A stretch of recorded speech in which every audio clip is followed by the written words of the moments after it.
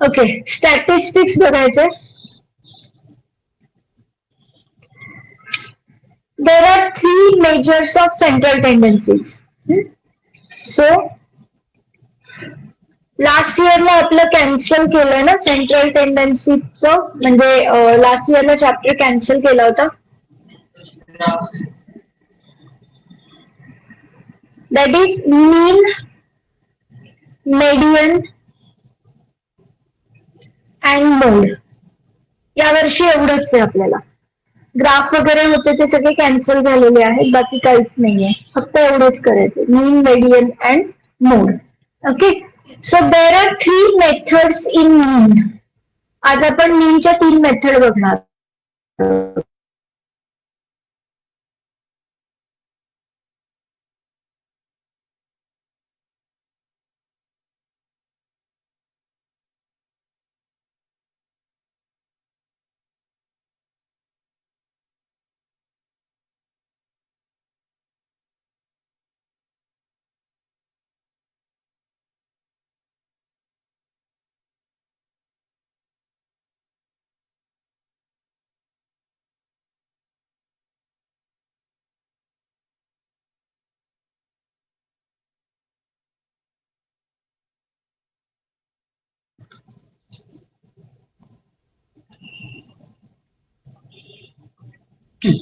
लिहून घ्या. सो आज आपण फक्त मीन बघणार आहे, मीन ऑफ ग्रुप डेटा. तुम्हाला आधी कधीतरी झालं असेल ना स्टॅटिस्टिक्स मध्ये, लहानपणी टॅली मार्क्स आणि हे झालेलं आहे ना. येस, 8ला मॅम, 8ला झाले. 8ला झालंय, ठीक आहे.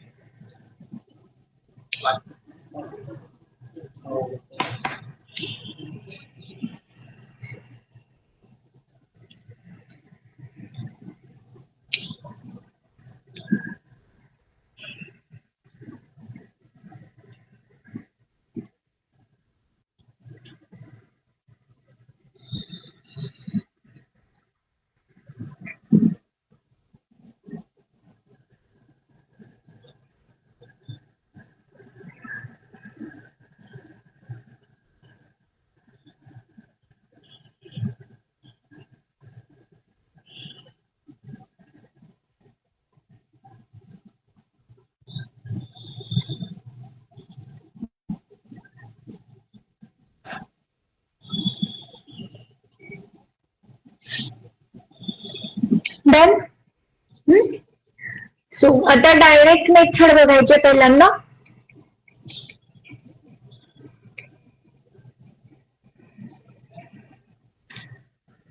Right down the question.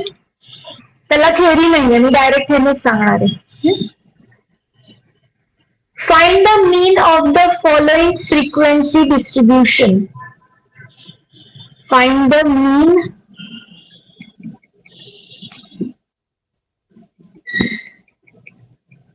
find the mean of the following frequency distribution. आता इथे कसं असतं, क्वेश्चन मध्ये तुम्हाला क्लास, इंटरवल आणि फ्रिक्वेन्सी हे दिलेलं असतं. मग आता मी इथे डायरेक्ट कॉलम्सच करते. क्लास, इंटरवल,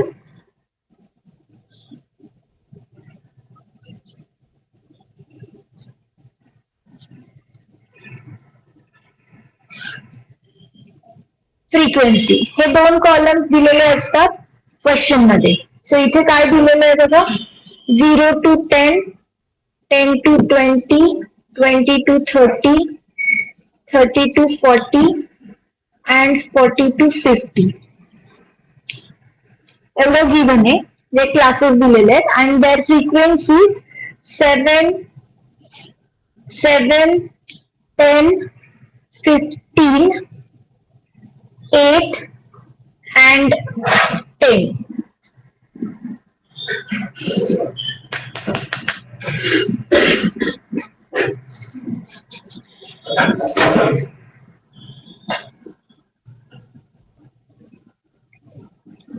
ओके, आता ह्याच्यावरनं आपल्याला मीन फाइंड आउट करायचंय. तर डायरेक्ट मेथड मध्ये 4 कॉलम्स, अज्युम्ड मीन मेथड मध्ये 5 कॉलम्स आणि स्टेप डेरिव्हेशन मध्ये 6 कॉलम्स, हे लक्षात ठेवायचं. Okay, so to find this we need class mark. We need class mark. Okay, आता कसं आहे, हे क्लासेस आहेत 0 to 10, 10 to 20, 20 to 30.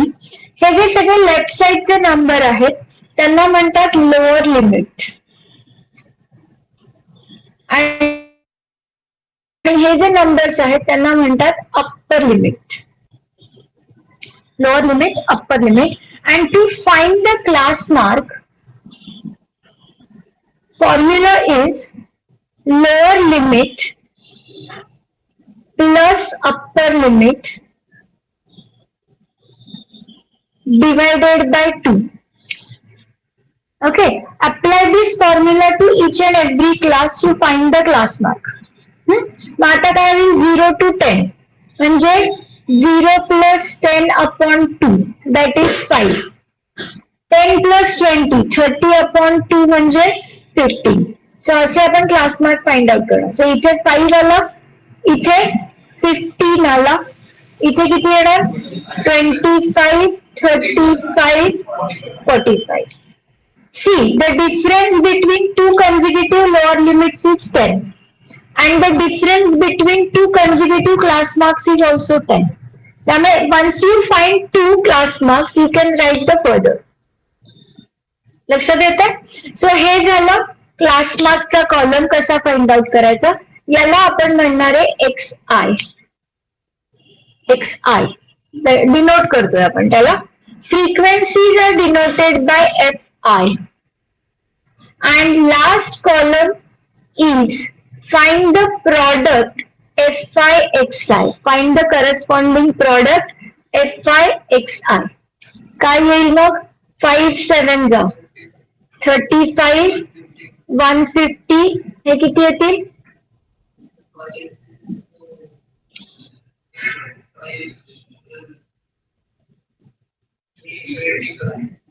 375, नंतर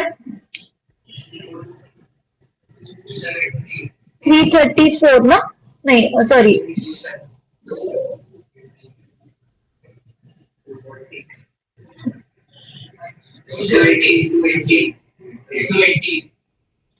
280 आणि 450.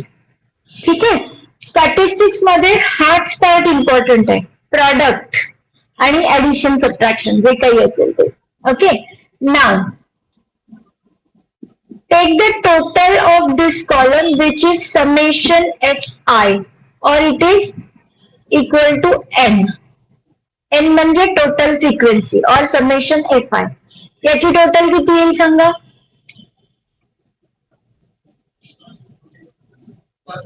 50. याची टोटल किती येईल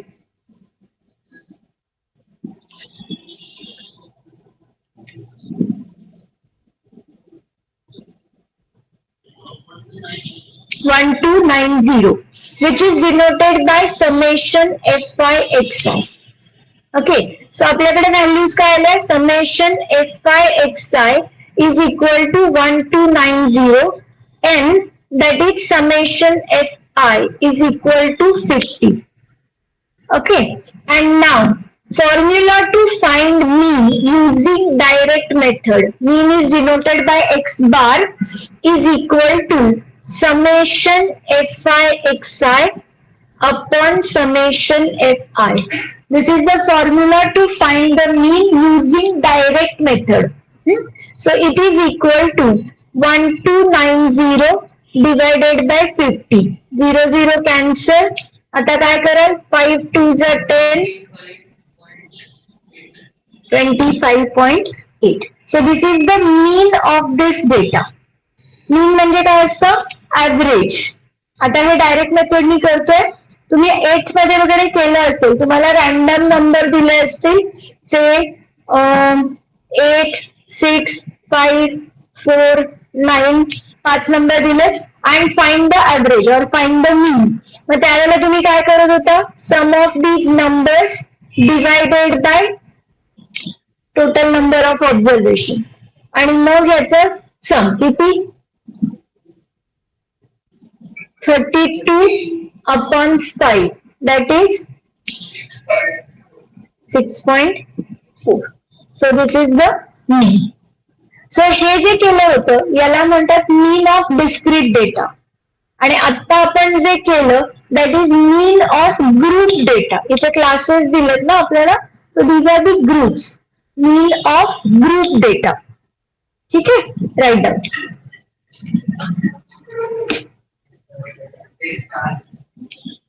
काय समेशनचं साइन असतं. सम ऑफ ऑल नंबर. समेशनच्या साइनचं मिनिंगच तसं असतं. समेशन ला समेशन साइन म्हणतात. ज्याच्या मागे लागतं that is sum of all those numbers. म्हणजे आता समेशन FI म्हणजे समेशन ऑफ ऑल फ्रिक्वेन्सी असं. चला लिहा.